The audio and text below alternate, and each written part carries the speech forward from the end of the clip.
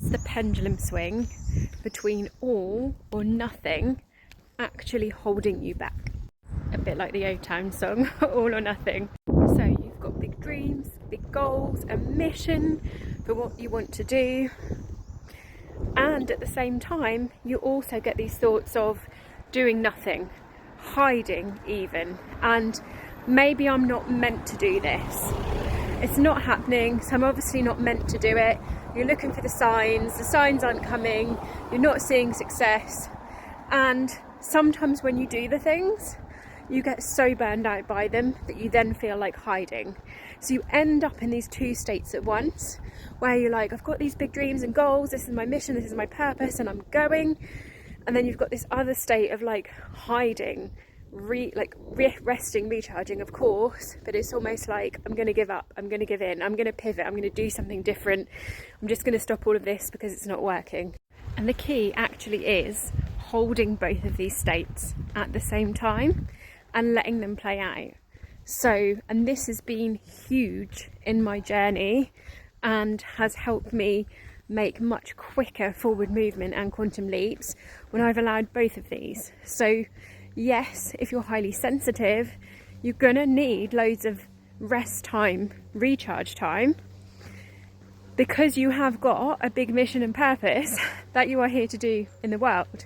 So if you allow the part of yourself that is so driven, so motivated, so energized and wants to keep going to play out without going into pushy, toxic energy, and if you can allow that part of you that wants to hide, allow that part of you to hide, allow that part of you to have hide time, allow that part of you to pull back and to rest and to recharge. These are both very valid parts of you.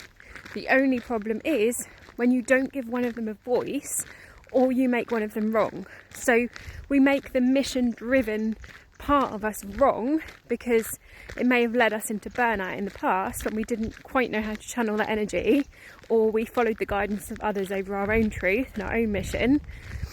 And we make the resting and recharge part wrong because it can stop us, and it might have even stopped us in the past. We might have had to completely pull back and rest and recharge. We might have missed out on things. So both of these parts are completely valid. And rather than pendulum swinging between one or the other and making them wrong, there's a bee. Literally, as I was doing this, the bee was doing this over me.